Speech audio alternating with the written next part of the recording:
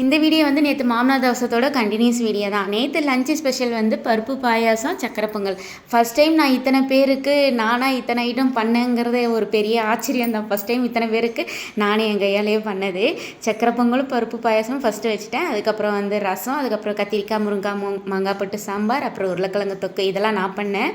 Beans carrot பொரியல், வடை, சாப்பாடெல்லாம் நாத்தனாருங்க வந்து பண்ணிட்டாங்க. சாப்பாடும் பீன்ஸ் கேரட் பொரியலும் நான் பண்ணிடணும்னு ஒரு ஐடியாவில் இருந்தேன். வடை நமக்கு சுட வராது, பெரிய நாத்தனார் தான் சுடுவாங்க சூப்பராக. அவங்க தான் சுட்டாங்களே.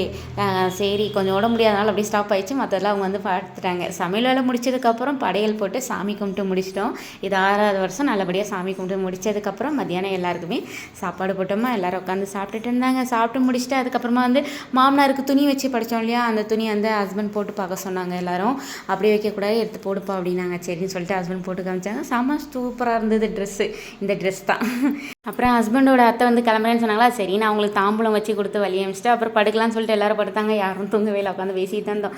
அப்புறமா வடை சுட்டு சாப்பிடலாம் சூடான்னு சொல்லிட்டு கொஞ்சம் மாவு எடுத்து ஃப்ரிட்ஜில் வச்சாங்களா. அதுக்கப்புறமா ஒரு 3:30 மணி இருக்கும், மாவு எடுத்து வடை சுட்டு அதுக்கப்புறம் பாயசலாம் வச்சு சாப்பிட்டுட்டு பேசிகிட்டு இருந்தோம். பேலன்ஸ் வந்து நெக்ஸ்ட் வீடியோவில் அப்லோட் பண்ணுறேன். பாய்.